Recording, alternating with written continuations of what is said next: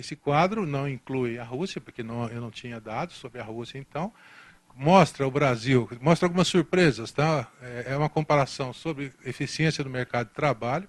O Brasil não está muito bem posicionado no quadro total, está longe da China, mas é duro ficar na frente da China.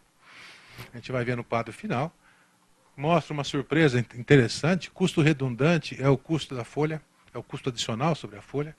O Brasil é o melhor colocado deles, então a grande choradeira sobre a folha pesa demais na minha competitividade não é verdadeira, porque o Brasil é o melhor classificado em termos de peso da folha de pagamento. A China é o que mais pesa. Onde o Brasil está mal classificado? Ele está mal classificado na determinação do salário e na rigidez da relação empregatícia. Uma questão legal a ser resolvida. Onde a China leva uma big vantagem em relação ao Brasil? No pagamento associado à produtividade. A China, pela sua política trabalhista, ela consegue deixar com que a maior parte do salário do seu trabalhador seja pago em função da produtividade. Isso não é permitido pela legislação brasileira. Mas o Brasil está bem em alguns índices. Por exemplo, o Brasil consegue reter seus talentos, não perde para o exterior seus talentos, perde pouco. Os outros países também, mas nós estamos bem. Nós temos uma administração extremamente profissional. Os outros países são fortemente influenciados por fatores como paternalismo, indicação política, por incrível que pareça, né? O Brasil está em 52. Vamos ver outra. A questão da inovação. É um índice onde o Brasil está muito bem colocado. Tá? Veja bem, 29º em capacidade de inovação, 42º em qualidade de instituições de P&D. As empresas privadas brasileiras investem em pesquisa e desenvolvimento. O Brasil está em 29º lugar.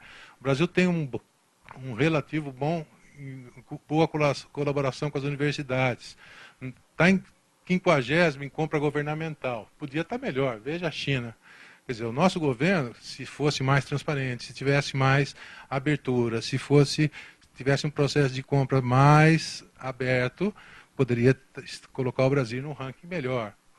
O Brasil tem problemas na disponibilidade de cientistas e engenheiros. Eu vou mudar esse termo para tecnologistas, usando um termo francês, que é melhor que engenheiros, porque engenheiro, em português, leva a uma coisa mais específica. E somos mal colocados em patentes, o que explica, que é facilmente explicado pela nossa vocação por software. Em termos de prontidão tecnológica, a prontidão tecnológica é exatamente isso. Quer dizer, se você chega com uma tecnologia e as empresas daqui reagem, o Brasil é onde o Brasil está muito bem colocado em relação aos outros. Veja a nossa posição em relação à Rússia, veja a nossa posição em relação à China. É o único índice onde nós damos um banho na China. Estamos em 58, em disponibilidade de mais recente tecnologia, capacidade de absorção e esse índice aqui, IDE e transferência de tecnologia. Então, aviso às empresas multinacionais, há uma pelo menos presente aqui, né, que estamos da pátria dela aqui. Quer dizer, investir no Brasil significa reação imediata. O Brasil está em 23º lugar. As empresas brasileiras reagem facilmente. Nós temos aqui uma boa classificação de usuário da internet e temos um número de acesso banda larga que não é uma maravilha, certo? Nós sabemos aqui do Brasil que não é uma maravilha, né? Veja bem, isso aqui é a visão externa do Brasil. A visão externa é uma coisa, a visão externa é outra. Mas se comparados com os outros países, o Brasil até que não está mal. Muito bem, fazendo um resumo, porque eu só tenho 30 minutinhos, porque isso aí dá. Estamos disputando apertado de inovação. Se eu fosse um apostador de cavalo, eu diria o seguinte, nós estamos nariz a nariz disputando em inovação. Melhoraria muito se a transparência de informações do governo fosse maior, se as empresas tivessem, se o público tivesse mais informações e se houvesse maior colaboração. Por quê? Porque muitas empresas nascentes, aí nos debates nós vamos ver isso, muitas das questões levantadas durante esses meses falaram isso.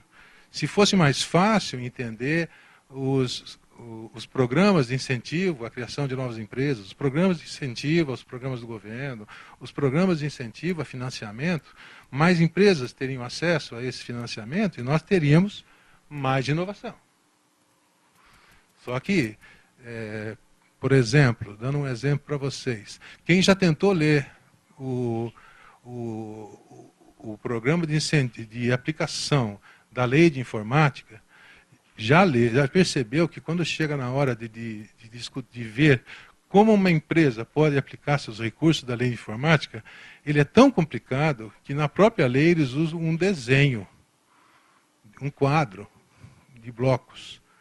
Por quê? Porque a nossa lei de aplicação de recursos da lei de informática é muito complexa. Você tem que botar 02 no Nordeste, 02 no Nordeste interface com a Zona Franca de Manaus, 05 na região Norte e Nordeste, Sulframa. É tão complicado que eles preferiram fazer um quadro esquemático. E aquilo deve assustar o contador da empresa que vai investir. O que faz com que, das empresas brasileiras cadastradas pela no MCT, pela lei de informática, para fazer investimentos incentivados em inovação. Investimento incentivado equivale à lei Rouanet. Em vez de pagar imposto de renda, eu aplico em inovação. Apenas 58% delas realmente investem em inovação. Elas preferem pagar um imposto de renda do que aplicar em inovação. Ok? Porque a lei é muito complexa. Aliás, como curiosidade para vocês, o primeiro item de dificuldade de fazer negócios no Brasil, segundo o próprio GCR, não é corrupção, porque corrupção é o quinto item no Brasil. Dos 4 países do BRIC, corrupção está entre os 3 primeiros, para a China, para a Índia e para a Rússia. Para o Brasil, não. Para quem vive aqui, parece uma informação espantosa, não? É público isso, está no relatório. Certo? Se divulgar, aumenta. É isso que quer dizer? Não. Mas não faz. Qual é o primeiro item no Brasil? Dificuldade de entendimento das leis fiscais. O segundo item do Brasil, carga tributária. Certo? O terceiro item de dificuldade de fazer negócio com o Brasil é excesso de burocracia. Se você pega os outros países, eu não coloquei essa transparência aqui, senão essa palestra aqui a gente ia ficar a tarde toda trabalhando. Tá, estamos disputando prontidão tecnológica. Quer dizer, o que nós temos que fazer? Valorizar as empresas estrangeiras de TI no Brasil, suas parceiras, e abrir canais de informações para as outras empresas. Porque as grandes empresas têm seus departamentos jurídicos, têm seu diretor de Government Affairs, que a Microsoft deve ter, eu sei que a Intel tem, eu sei que a Toyota tem, eu até conheço muito deles, porque eu circulo muito nessa região aqui embaixo, onde todo mundo vai tomar café, então eu conheço bastante. Certo? Nós temos que melhorar. Se vocês virem, quer dizer, se vocês ficarem atentos ao que vai ser debatido a partir daqui para frente, os itens onde nós estamos mal classificados podem ser resolvidos pelas ferramentas de Web 2.0, porque o que está sendo pedido podem ter impacto, porque os itens que nós estamos mal classificados estão todos ligados com transparência, com abertura, com relacionamento. Nós estamos com problemas de mão de obra high-tech. O que nós precisamos? Apoiar o ensino médio, superior e pós-graduação. Apoiar. O que significa apoiar? Facilitar que haja menos evasão no ensino médio tecnológico. Eu não sei se vai aparecer numa transparência, mas existe uma informação dantesca para vocês. No ensino superior na área de TI, nós temos uma evasão de 82%. O que significa isso? Que dos alunos que entram nos cursos de tecnologia da informação, de qualquer tipo, somando todos, 82% abandonam os cursos. Então é preciso apoiar para que eles continuem lá. Qual é a saída para apoiar para que eles continuem lá? Nós precisamos de material EAD, material na web, mais colaboração. Nós precisamos fazer com que os cursos se tornem mais baratos. Nós precisamos que os cursos se tornem mais divertidos, porque não existe coisa mais chata do que o primeiro ano dos cursos de computação. Eu dou aula neles e sei disso. Certo? Você pega um nerdzinho, geração Y, extremamente motivado, que vem todo feliz para a faculdade, coloca ele no primeiro ano, enfia cálculo 1, cálculo numérico, e você pega ele em agosto querendo morrer. Agora, ele poderia não morrer. Existem algumas iniciativas da Microsoft, da IBM, que produzem materiais para autoinstrução, ensino baseado em problemas, que estão na web, mas que não são usados. Certo? Não chegam até os alunos. Eles precisam de Web 2.0, eles precisam de coisa na internet, eles precisam de colaboração, eles precisam ser envolvidos. Ações de competição, como o Imagine Cup, a Maratona de Computação da SBC, precisam ser incentivadas. O governo está se mexendo, mas é muito pouco. Nós precisamos de mais colaboração universidade e empresa. Por quê? Porque a maioria dos nossos cientistas e tecnologistas estão nas universidades, só 37% das empresas. E precisamos de mais usuários da internet e mais conexão banda larga. Bem, existe um Plano Nacional de Banda Larga que está sendo gestado pelo governo há mais de um ano. Tá? Ele pretende reduzir os preços médios das conexões, pretende ampliar a abertura para mais municípios e pretende atingir 88% da população brasileira até 2014. Se ele fizer isso, nós vamos ter uma revolução, porque são 96 milhões de novos usuários. Hoje nós temos 74 milhões de usuários, só que predominante na classe A e B. Classe A e B já está bem, obrigado. Ela tem TV a cabo, nós temos 35 milhões de usuários na TV a cabo, eles já têm TV banda larga, já tem conexão banda larga, mas nós precisamos mais. E para fechar, o quadro geral de competitividade. É duro competir com a China, olhem lá o que a China tem, né? Ela tem um PIB de 4,9 bilhões, trilhões na realidade, né? 4,9 trilhões, ela investe em TIC em relação ao PIB 6%, que na realidade representa 7 trilhões, na realidade, 7 bilhões, né?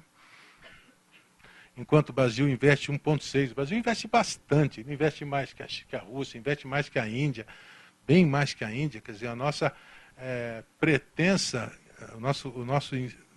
a nossa sensação de inferioridade em relação à Índia, ela é falsa.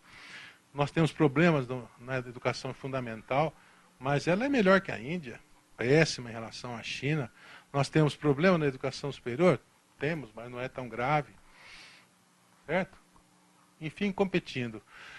É difícil competir com a China, concordo com vocês. A China tem um PIB maior, exporta mais, investe em pesquisa e tecnologia mais, mas é possível competir. Quer dizer, nós temos condições de ter um honroso segundo lugar.